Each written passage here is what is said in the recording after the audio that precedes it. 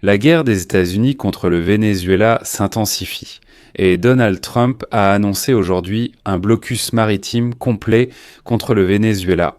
Selon Trump, le Venezuela était complètement encerclé par les forces américaines sur toutes ses côtes et désormais tous les pétroliers sous sanctions liées au Venezuela seront saisis ou coulés. Alors que tout le monde analyse cette partie retentissante de la déclaration, Donald Trump a enfin reconnu la véritable raison de toute la guerre contre le Venezuela, et personnellement contre le régime de Nicolás Maduro. Donald Trump a accusé le Venezuela de voler des fonds aux États-Unis d'Amérique, affirmant que le régime de Nicolás Maduro vole aux États-Unis du pétrole, d'autres ressources naturelles et même des terres. C'est pourquoi les États-Unis ont officiellement déclaré le gouvernement de Maduro comme une organisation terroriste étrangère, ce qui permet à l'armée américaine d'attaquer tout ce qui est lié au régime de Maduro.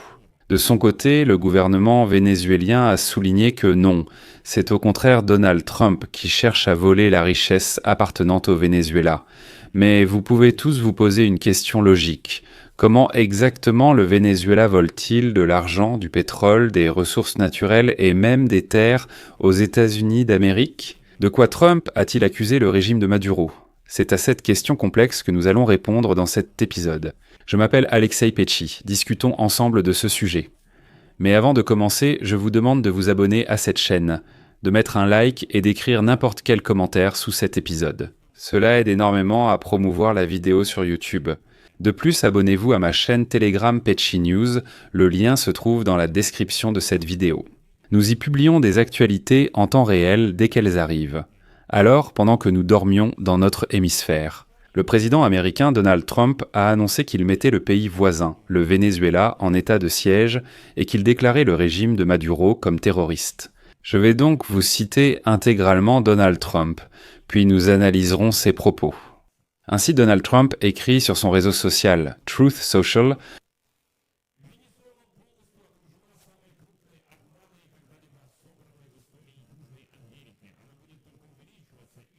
Donald écrit sur son réseau social qu'il met le pays voisin, le Venezuela, en état de siège et qu'il a déclaré Maduro là-bas comme terroriste.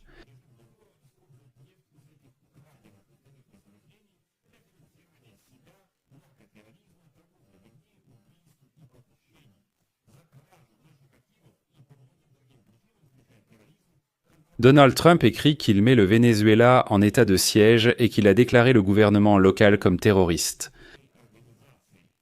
Donald, dans son réseau social Truth Social, écrit qu'il met le pays voisin, le Venezuela, en état de siège et qu'il a déclaré le gouvernement local comme terroriste. Les migrants illégaux et les criminels que le régime de Maduro a envoyés aux États-Unis pendant l'administration faible et incompétente de Biden sont renvoyés au Venezuela.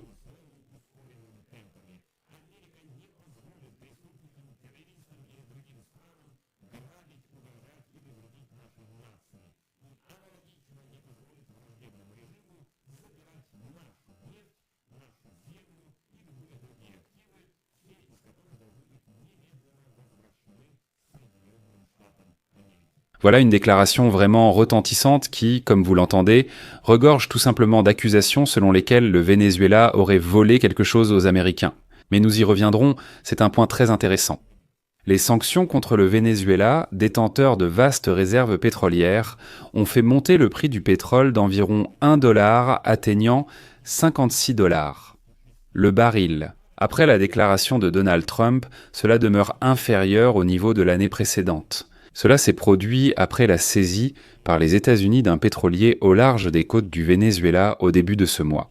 Le renforcement des forces militaires américaines dans la région des Caraïbes vise à faire pression sur Maduro pour qu'il renonce à la direction du pays sud-américain. Au cours des dernières semaines, Trump a menacé d'une confrontation plus sérieuse avec le Venezuela. Et plus tôt ce mois-ci, il a déclaré dans une interview que les jours de Maduro étaient comptés et n'a pas exclu la possibilité de déployer des troupes américaines au Venezuela.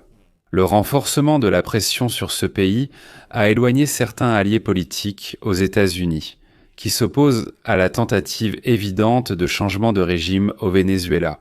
Eh bien, par exemple, certains sénateurs républicains, comme Josh Hawley, déclarent ouvertement que la véritable raison de la guerre contre le Venezuela est précisément le renversement du régime de Maduro et non pas une quelconque lutte contre la drogue.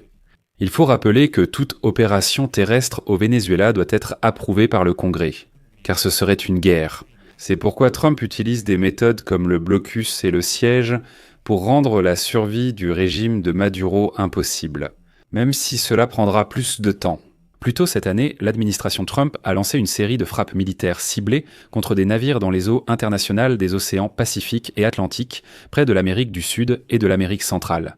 Environ 100 personnes soupçonnées de trafic de drogue ont déjà été tuées. Aujourd'hui, la chef de cabinet de la Maison-Blanche, Susie Wiles, a clairement déclaré que toutes ces frappes faisaient partie d'une campagne de pression plus large contre Maduro, car Trump cherche à renverser le dirigeant vénézuélien. Une nouvelle émission sort aujourd'hui sur cette chaîne YouTube, dédiée à l'interview marquante de la chef de cabinet de la Maison-Blanche, Susie Wiles, qui a révélé de nombreux aspects sur la vraie nature de Donald Trump. Revenons maintenant au Venezuela. Je vais tout de suite faire une remarque très importante. Malgré la déclaration de Donald Trump, environ les 2/3 des exportations de pétrole du Venezuela continueront d'être transportées sans obstacle, car elles sont acheminées par des pétroliers qui ne sont pas encore soumis aux sanctions. Le Venezuela exporte environ 900 000 barils par jour, dont seulement 300 000 proviennent des pétroliers sous sanctions. Cela ne suffit pas à changer la situation sur le marché pétrolier mondial. Mais ne vous laissez pas tromper par ces chiffres, car on pourrait penser qu'il suffit juste de patienter. Le Venezuela ne perd pas 1/3 de ses livraisons de pétrole. Je vais ici citer David Goldwyn, ancien employé du département d'État américain. Bien que le blocus ait peu de chances d'influencer les prix de l'essence dans les stations-service américaines, il aura un impact sur Maduro. La perte de revenus pour le Venezuela pourrait représenter jusqu'à 80% des recettes de l'État, et cette perte de revenus entraînera un déficit touchant les transports, l'alimentation, la logistique, l'agriculture et l'importation de marchandises. Je m'attends à une forte hausse de l'inflation et à une migration massive et immédiate du Venezuela vers les pays voisins. Mais il est important de se rappeler ici que cela touchera également les alliés du Venezuela, qui pourraient ne pas vouloir d'un conflit avec les États-Unis d'Amérique à cause du régime de Maduro. En fait, ces dernières années, l'exportation mondiale de pétrole du Venezuela a augmenté principalement grâce à un réseau de courtiers et de pétroliers fantômes vers la Chine, le plus grand acheteur du pays. Donc maintenant, la Chine devra faire un choix. Mais étant donné que la Russie, par exemple, ne peut rien faire pour aider Maduro et que Vladimir Poutine, apparemment, ne le souhaite même pas, Pékin non plus ne se précipite pas pour s'impliquer dans cette histoire. Il est intéressant de noter que Chevron est la seule compagnie pétrolière américaine encore active au Venezuela grâce à une licence prolongée par l'administration Trump. Cette année, elle a affirmé que ses activités n'étaient pas touchées et qu'elle travaille sereinement. Et c'est ici que nous arrivons à la partie la plus intéressante. Qu'est-ce que le Venezuela, comme l'a dit Donald Trump, a volé et continue de voler aux États-Unis d'Amérique? Dans sa déclaration, Donald Trump a affirmé que le Venezuela avait volé au gouvernement américain du pétrole, des terres et d'autres actifs. Mais est-ce vraiment le cas? C'est une question complexe, il faut l'examiner de plus près. Très probablement, Donald Trump fait référence à des poursuites judiciaires. Et ici, je vais expliquer de quoi il s'agit.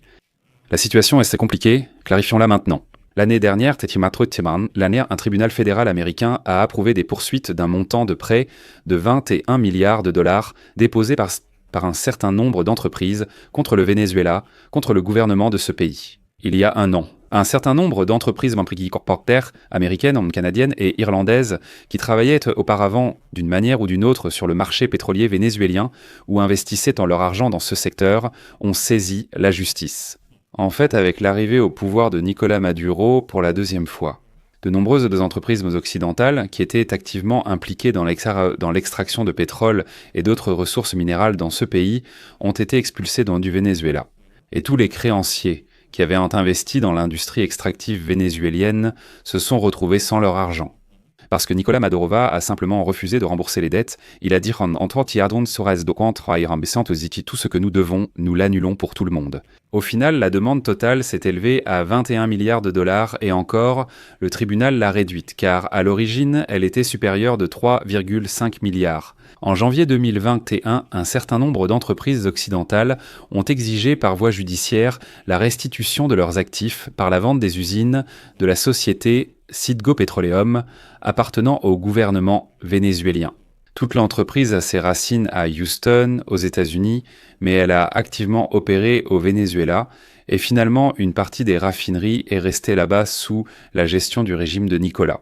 Ainsi, la vente de cette société Citgo Petroleum pour indemniser les créanciers a alors rencontré une farouche opposition de la part du président vénézuélien Nicolas Maduro, qui a qualifié les actions du tribunal américain de vol. Bien que les créanciers veuillent ou simplement récupérer leurs actifs que Maduro leur a volés, une solution a été proposée. Vendre les actifs de la société Citgo Petroleum au Venezuela, vendre ses raffineries aux enchères, vendre les raffineries et rembourser les dettes. Eh bien, 21 milliards de dollars, ce n'est pas une plaisanterie, mais Maduro a dit non, nous ne vendrons rien. C'est du vol et du culot, et le pouvoir a changé. Désolé, je ne sais même pas où ni comment vous avez investi.